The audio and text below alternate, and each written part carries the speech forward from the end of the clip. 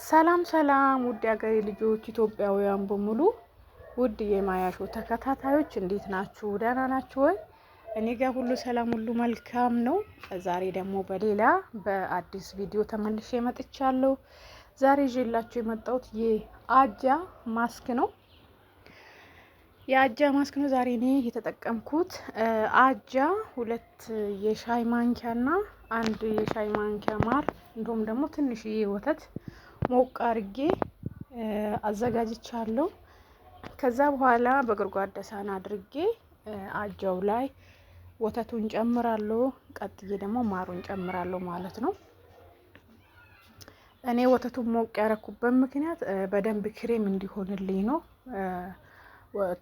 አጃው ወተቱን ጠጥቶ በደንብ ክሬም ሆኖ ለፊቴ አሪፍ እንደሆነ አርጌ ነው ሞቅ አርጌ የተጠቀምኩት። እናንተ በቀዝቃዛም ዘፍዘፍ ማድረግ ትችላላችሁ። እኔ ለ10 ደቂቃ ከዘፈዘፍኩ በኋላ ይሄን የመሰለ ክሬም ሰጥቶኛል ማለት ነው። ወይ ደግሞ በሚመቻችሁ ማድረግ ትችላላችሁ። ግዴታ ይሄኛው አጃ መሆን የለበትም። የተፈጨ አጃም ካለ ችግር የለውም። ከዛ በኋላ ክሬምን ካዘጋጀው በኋላ ፊቴን በሴራቪ ታጥቤ፣ አሁን እዚህ ጋር ፊቴ ታጠበ ነው። ታጥቤ ወደ መቀባት ሄዳለሁ። እኔ የምቀባው በእጄ ነው። እናንተ በሚመቻችሁ ተቀቡ። ከፈለጋችሁ በብሩሽ መጠቀም ትችላላችሁ። እኔ በብሩሽ ስለማይሆንልኝ ነው ማለት ከልብ አያደርስም ነው የሚባለው፣ እንደዛ ነገር እና ለዛ ነው እኔ በእጄ የምጠቀመው። ከዛ ውጪ እየተቀባው ደግሞ እስቲ እንግዲህ የአጃ ጥቅም እናወራበታለን። አጃ እንግዲህ ለመቀባትም ፊታችን ለመንከባከብ ፊታችን ብርት ጥርት እንድል ይረዳናል። ከዛ ውጪ ደግሞ እንግዲህ ክብደት ለመቀነስም ክብደት ለመጨመርም ይጠቅማል። አጃ እንግዲህ አሰራሩን ለያያል እንጂ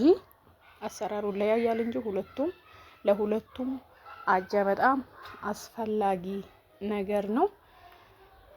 እንግዲህ ሱር ኢሴ ስላልሆነ አሁን የማወራው ስለ ፊታችን ስለምንቀባው ማስክ ነው። እንግዲህ ብዙ ሰዎች ብጉር ሊኖረው ይችላል፣ ወይ ደግሞ ፊታችን በፀሐይ በተለያየ ነገር ሊጎዳ ይችላል። ይቅርታ። እነዛ ነገሮችን ቤታችን ውስጥ ከስራ ስንመለስ ማለቴ ያው ማስክ ተቀብተን ከጨረሰን በኋላ ወደ ውጪ መቼ ሳንወጣ እረፍት ማድረግ ይኖርብናል። ስለዚህ ስራችን ሰራርተን ወደ ቤታችን በምንገባበት ጊዜ አጃውን አሁን እንደሰራሁት ክሬም አድርገን ፊታችን እየተቀባን በሳምንት 3 ጊዜ ቢበዛም 4 ጊዜም ቢሆን አይጎዳም። ከማርና ከወተት ጋራ ነው። ወተትም የራሱ ጥቅም አለው፣ ማርም የራሱ ጥቅም አለው። ግን መሆን ያለበት ኦርጋኒክ ማር ወይ ደግሞ ትክክለኛ ማር መሆን አለበት። ሌላ ነገር የገባበት እንዳይሆን እሱን ጥንቃቄ አድርገን አጃ ማርና ወተታችን አንድ ላይ ክሬም አድርገን ፊታችን በምንቀባበት ጊዜ የጠባሳው የጥቁር ነገሮች ፊታችን ላይ ሲወጣ ወይ ደግሞ ብጉር ወጥቶ በሚጠፋበት ጊዜ ጥቋቁር ነገሮች በሚኖሩበት ጊዜ እነዛን ነገሮችን የማደብዘዝ ወይ ደግሞ በጊዜ ሂደትም የማጥፋት ኃይል አለው። እንዲሁም ደግሞ ፊታችን ጤናማ ሆኖ እንዲፈካ ሁሌም ማለት አሁን ሰው እንግዲህ ሜካፕ ይጠቀማል፣ ምን ይጠቀማል። እንግዲህ እሱን እየተቃወምኩ አይደለም፣ ግን ከሜካፕ ይልቅ እንደዚህ የመሳሰሉ ነገሮችን ቤታችን ውስጥ ስናደርግ አንደኛ ጤናማ ነው፣ ለፊታችን ምንም ጉዳት የለውም። ያጠራል፣ ያፈካል፣ ያሳምራል፣ እንዳያረጅም ያደርጋል ማለት ነው። ቤት ውስጥ የምንጠቀመው ነገር ግን ኬሚካል ነክ ነገር ለጊዜው ቆንጆ ያደርግልናል፣ በጊዜ ሂደት ግን ጉዳቱ ያመዝናል ማለት ነው። ስለዚህ እነዛ ክሬሞቹን እንዲሁም ደግሞ ሜካፑ ምኑን በብዙ ገንዘብ ገዝተን ለጊዜ አምሮብን ከጊዜ በኋላ ደግሞ ፊታችን ተበላሽቶ ሌላ ነገር ውስጥ ከምንገባ ብዙ ወጪ የማያስወጣን ነገር አሁን ማር ለመብላት ወይ ደግሞ ዳቦ ቀብተን ለመብላት ያው መግዛታችን ስለማይቀር ከሱ ላይ ትንሽ ነገር፣ ወተትም ደግሞ ትንሽ ነገር፣ እንዲሁም አጃም ትንሽ ነገር አድርገን ብንጠቀም ለፊታችን በጣም አሪፍ ነው። እንግዲህ ከዚህ በፊትም እንደምል ውሃ ትልቁን እንትን ይይዛል፣ ትልቁን ቦታ ይይዛል። ውሃ መጠጣት ውሃ ከ2 ሊትር እስከ 3 ሊትር መጠጣት ግድ ነው ለፊታችን፣ ለፀጉራችን እንዲሁም ሆዳችንም ለማጠብ ውሃ አስፈላጊ ነገር ነው። እንግዲህ ቤታችን በሚገኘው ነገር በአታክልታችንም እየበላን ፊታችን ማሳመር ነው። ነገር ግን ጥሩ እንቅልፍ ማንተኛ፣ ውሃ ማንጠጣ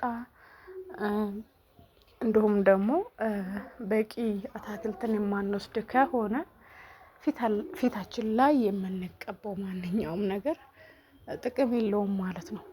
ውበት ከውስጥ ነው። መጀመሪያ ከውስጥ ውሃ ከተጠጣ በቃ ማለት ኪሳችን ሳንጎዳ አታክልታችን ምናችን እየበላን የምንቀባው ነገር ደግሞ ብንቀባ አንድ ላይ ምርጥ የሆነ ውጤት እናመጣለን ማለት ነው። ግን ዝም ብለን ማስኩን ብቻ የምንቀባ ከሆነ ውሃ ማንጠጣ ከሆነ ሌላ ነገሮችን የማናደርግ ከሆነ ጥቅም የለውም ማለት ነው። ስለዚህ እንደምትመለከቱት ተቀብቼ ጨርሻለሁ። እዚህ ጋር ደርቆልኛል።